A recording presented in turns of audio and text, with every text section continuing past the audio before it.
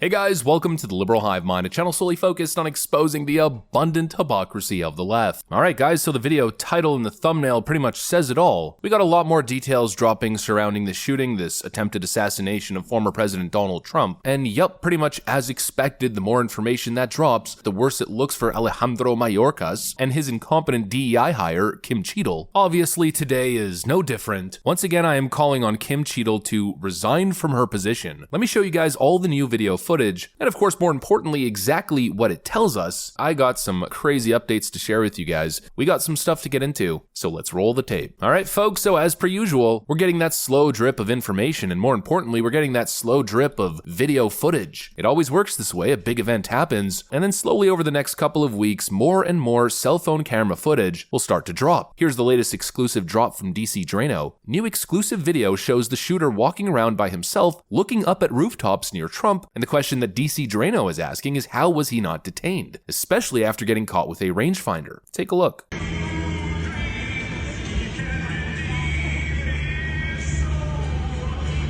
Tonight, we're learning that the gunman was on law enforcement's radar for 3 hours, and the Secret Service designated Crooks a threat 10 minutes before Trump took the stage. Crooks first aroused suspicion at around 3 on Saturday when security saw him with a rangefinder passing through the metal detectors.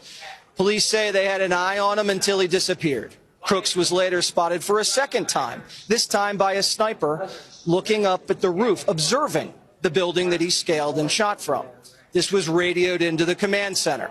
At one point, a sniper saw Crooks sit down and start scrolling through his phone. And investigators believe he may have actually had 2 phones. More on that later.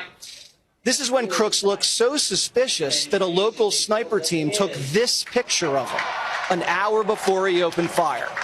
All of this information was being sent to the Secret Service command team at the rally. We're gonna revert right back to that same word. Again, unbelievable. The perp was caught on footage canvassing the area, just casually walking around, not in the general rally-goer confines, but sneaking around the back buildings and scoping the area, doing what seems to be a reconnaissance survey. And again, the question I think everybody's asking themselves when they see this kind of footage is how? How was this guy allowed to roam around like that? It makes no frickin' sense, especially considering this footage was taken 1 hour before Trump was shot at, meaning this guy was walking around for an hour, possibly even longer, and not a single person intervened. And it gets even worse when you consider the fact that he was spotted on the roof, he was spotted snooping around, and he was even spotted with a rangefinder at one point, calculating the exact distance from the rooftop to where Trump was standing on the stage at the podium. I mean, just think about it, put it into perspective. The Secret Service and police department had one frickin' job: to stop, apprehend, and interrogate anybody suspicious, and especially anybody traveling outside the general areas doing some highly suspicious weird stuff. They had that frickin' job, and instead they just watched the kid, didn't secure the perimeter at all, just willy-nilly, nonchalant, not a care in the world. It simply doesn't make sense. In fact, a lot of this stuff doesn't make sense. We've got some more information to get into. Previously, I showed you guys this picture right over here. I made mention of these little connecting structures between the 2 buildings, and how the perpetrator scaled up a ladder at one of those spots, gaining access to the roof initially.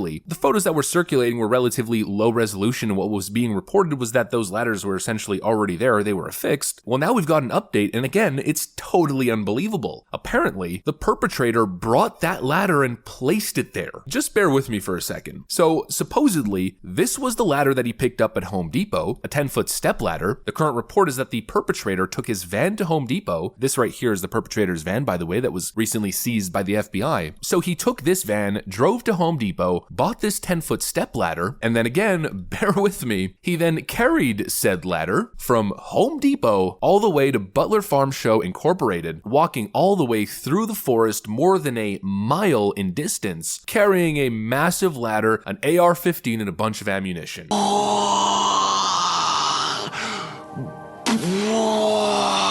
My mind is completely blown. Essentially, you had a 20-year-old kid carrying a rifle and a giant ladder, and he was simply allowed to walk in, set up his gear, scan the perimeter, gain access to the top of the building. He was spotted multiple times, and he was able to do all of this without a care in the world. Can somebody please explain how that makes sense? How could a 20-year-old kid pull this off? One exhausted 20-year-old kid who supposedly walked over a mile with a giant freaking metal ladder. How on God's green earth did he manage to pull this off with the amount of law enforcement and Secret Service agents present during that day? Who made the calls here? We need answers to everything. James Comer recently subpoenaed Kim Cheadle, so that's of course a good thing, because we need thorough explanations and quick. We need to know exactly who made the calls. Who made the call to have all of these police officers and all of these Secret Service agents positioned on the complete other side of the perimeter when the clear and most obvious high priority threat was that factory building on Trump's right side? You know, again, the question that I keep asking myself is, why was that part of the venue not secured? Why was that building not completely surrounded by law enforcement and Secret Service agents? Take a look at this clip.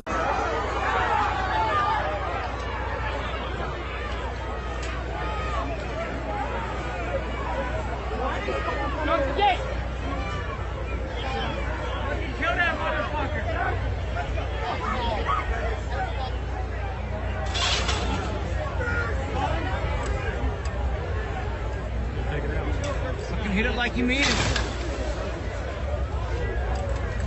Why were so many police officers on the opposite side of the fence and didn't even have access to the building? They had to bring a pickup truck to ram down the fence in order to gain access to the building side of the property. Who made the decision for the security perimeter and personnel layout? We need answers, because very simply, what we are seeing is unacceptable and of course totally unbelievable. It's either gross incompetence or malice and conspiracy. Kim Cheadle, Alejandro Mayorkas, Joe Biden, and of course the mainstream media at large, they don't want you asking any questions. Never question the official narrative. But having been exposed to everything we've seen over the last couple of days, how is it possible not to question everything? When absolutely nothing makes sense, when 2 + 2 is 5, you're left with no other choice but to question the official narrative. That's the rational thing to do right now. We're looking at a Swiss cheese story. There's all kinds of holes everywhere. The government better come in and patch up every single hole with very logical explanations, or we're going to continue to see a steady erosion in trust in the legal system. You know, if they come out and say that 5-degree